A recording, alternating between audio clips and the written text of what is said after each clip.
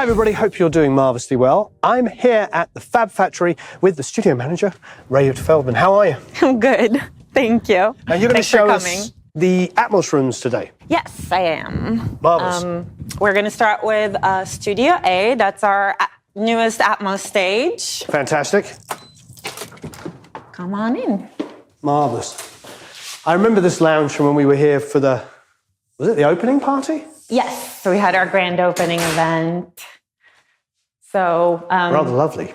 Most of the things you see here were handmade: table, the light box, all the wall patterns. We have an incredible artist we work with who did the entire facility for the most part. Wow, is this like a snake skin kind of thing? Alligator, yeah. Alligator, sorry. She did it with a silicone brush and plaster. Amazing. Mm-hmm. Pretty insane.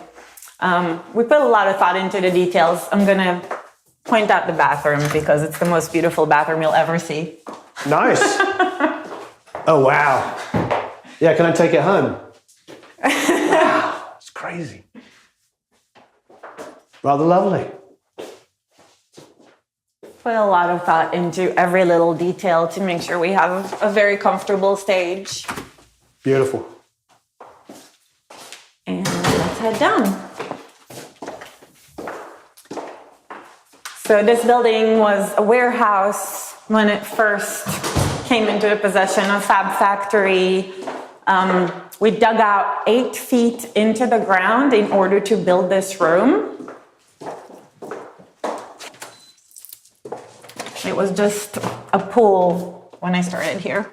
Wow. And then we made this. These doors are really heavy, by the way, everybody. Yes, they are. Beautiful. This is Studio A. Studio A. Mm-hmm. Oh, well, that's easy. We start with the A's. Yeah. I know in Maurice's rooms, he hides things, which is actually unusual that you can see the speakers on the walls. I know, they look great. Yeah. And presumably, yes, they're in the ceiling because it's immersive. 6 in the ceiling. Yeah. And then there's 2 in the rear that are not showing. And then the center channel is behind the screen. So you actually have 20 different speakers in here. Wow. But the configuration for the Atmos is 11.1.6. So the speaker that's behind here, is the screen like just cloth and it goes through? Yeah, this screen is woven. It's considered transparent, so it doesn't affect audio at all. And it's right here. Oh yeah, I see it from the back here. What is the control surface? This is our Avid S6. This is set up for a dual operator. So we have Pro Tools 1 and Pro Tools 2. You can have 2 operators working at the same time on the same session. Right. They each have their own surface. Yeah. They each control their own thing, and they're synced, so they're working on the same things at the same time. Okay. The 2 Pro Tools machines then go to a recorder machine. Yeah. That consolidates everything, and that goes into the Dolby render that translates into Atmos. Fantastic. So there's 4 computers in the whole system that communicate through the dual operator setup. So this room was constructed by Brad Keeler, Progressive Designs. He did an amazing job. The room was built with these speakers in mind. We already knew what we're going to put in the room, so it was designed specifically for displacement. We used, obviously, Dolby calculations to make sure everything is at the right angle. We used all the right materials and everything to make sure this is the optimal space for the sound of this PMC system, of this particular system. Fantastic. And I will say, I've heard this room. It does sound absolutely fantastic. It does sound fantastic. At the party, and there was a lot of film stuff was being played back. Was it Baby Driver, Batman, and... Dune. They show a lot. Yeah, when Netflix came by and they started playing their own movies to hear what it sounds like here, it was amazing. I was like, oh, this is new demo material because it sounds so good in here. And you were saying that this was designed to be a competitive room for Netflix, something they would want. So the design itself, we did copy the design, or at least the calculations, from Netflix Spaces. Right. Because we wanted to have a room up to that caliber. We wanted a room that can cater to post-production projects of television or film or gaming, anything in post-production that is at the level of Netflix product. Right. So we just wanted to make sure it's not theatrical. This is still not considered theatrical, but it's definitely the highest level you can get for home entertainment. Yeah, this would be great. This could be my living room. Just Watch a movie here. Every time I play movies in here, I'm like, I need to do a movie night. I need to just bring popcorn and a drink and just sit down and watch a movie. Let's do it. Eric, yay! Is there any specific requirements that you need for post-production when it comes to working in Dolby Atmos? So there is a thing called a TPN certification, stands for Trusted Partners Network. This is a security protocol that all the post-production companies, most of the big studios and all the companies in the city, they all have to follow that protocol to make sure there are no leaks or anything like that. We're currently getting certified for TPN. That's a process that takes about 3 months. We have to hire a company to write all the policies for the security of the facility. We have to have specific security cameras, specific checking system, records up to 90 days back. There is no internet access from the machines. Any files that come in here have to go through an ingestion machine in the machine room that only certain people are authorized to touch. That would be myself, our Atmos assistant, and our IT tech. All this makes sense because if you're Netflix and you've got a show that's not going to be released for 6 months, the last thing you want to do is be in a facility where, oops, sorry, it got leaked. Exactly, and you have to make it hack-proof. Yeah, so you go in the ingestion machine, make sure there's no any malware, anything on it. Then it goes to our server computers for local storage. Mm-hmm. From there, it goes to an Avid Nexus. And only from there, it can actually reach the machines. So you have so many firewalls to go through. This is hack-proof. And we actually do need to have a hack test done every 3 months while we're working on a project to make sure that the room is still certified. And you need to be certified every year. It's a crazy protocol. The good thing about it... It does make sense, though. It does. But the good thing is we could scale it down if needed. So it's per project requirement. Oh, okay. So let's say somebody comes in and their project doesn't require that amount of security. They can sign some forms that confirm they approve this certain level of access, and then we can scale it down. Right. So you start at the highest level of security, and then you can go down from there. Wow. 3 months to get it done. Have you started yet? Yes. Okay. Yes. So how much further? Hopefully we're going to be done in the next couple of weeks. Okay, good. That's what we're aiming for. We have our IT wizard work on that. He's a genius and he knows how everything works. So I'm just trying to learn from him. Wonderful. So obviously being a room where everything is being mixed to picture, you need a projector. That we do. This is a Christie, I forgot the model number, 4K projector. It has amazing video once you play it, but it was a little complicated to get this enclosure done. Mm-hmm. When you get into a construction, into building a studio, you're always going to run into issues because it's common. Mm-hmm. So this was the last thing we were able to solve, and we had to go through a few levels. Initially, the box was made, and the wall was empty, so it had air going through it.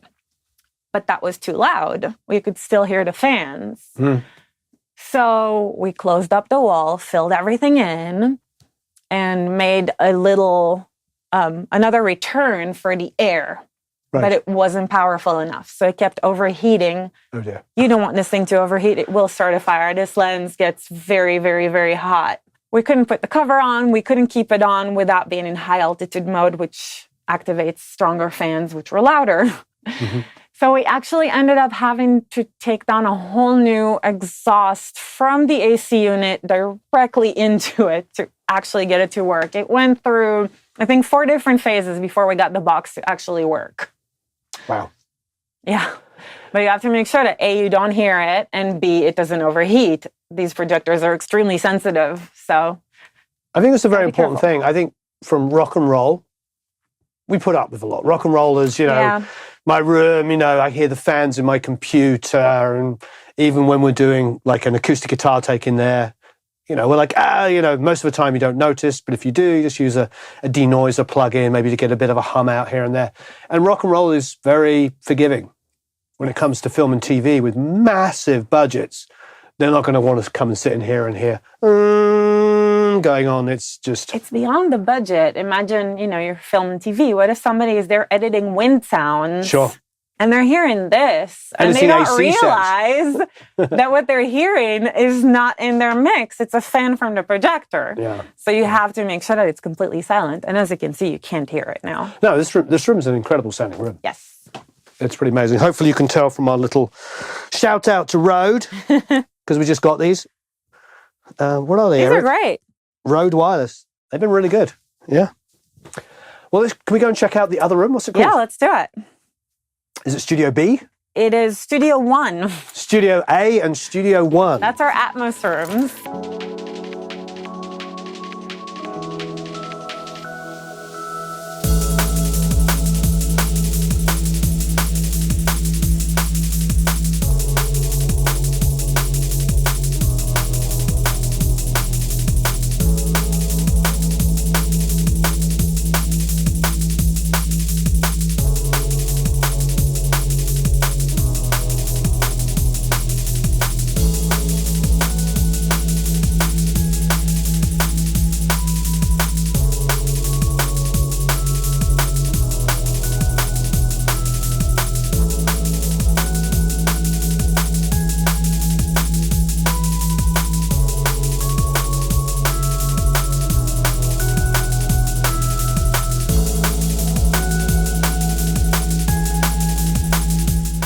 So where are we now? We are in building 2 right now. This was the original building of Fab Factory. Initially, it was just this. Now we have 7 different buildings in the compound. This was, I think, 5 years ago this was done and just expanded since. And we're about to walk into Studio 1. That is our smaller Atmos room that's more geared towards music. So yeah, again, I don't know if our little Rode picks it up, but you come in and it's completely silent. Yeah. Yeah. It is very dead. I think you need that in a space for Atmos because you use the speaker placement to give it air, to give it room to breathe. Sure. So when you mix in Atmos, it's easier when you don't have too many reflections. Right. You can hear it more accurately. So this room, clearly smaller PMC system. This room is a 9.1.4 setup. And it is geared more towards music, Atmos mixing. We just have the Avid S1 and the dock, because this is made for one operator. There are 2 machines. There's Pro Tools that goes into the Dolby Render. Yep. They're all in this nice little rack in Mac Minis. I love how it's placed in there. Also, Avid interfaces everywhere in our facility. So is it the Matrix? Yeah. So it's the Matrix. In both. And then you've got the dad. We got the dad mom. And the dad mom. That thing. In both rooms we have them actually.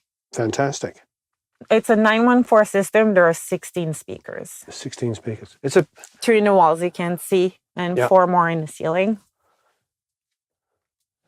Yeah, Maurice likes to hide his speakers. Actually, we decided to hide them. Oh. They didn't want them more out, but I didn't want these to be out because I thought it wasn't very safe. Yeah. And then in the ceiling, it just made more sense. So we have 2 in this little bass trap thing and then 2 inside the cloud. And it just helped to maintain the acoustics in the room sounding right by putting them in and not have them hang out. Ray, thank you ever so much. Thank you for coming by. Thank you for having us. And everybody, there will be a link down below where you can check out the studio and you can book it and all kinds of fun things. Yes, please. The studios are ready for booking. We'd love to have all your Atmos projects here. Marvelous. Thanks, everyone. So long, farewell. Auf Wiedersehen, au revoir, adios, adio, ciao, tutsins, auf Wiedersehen, tschüss, goodbye.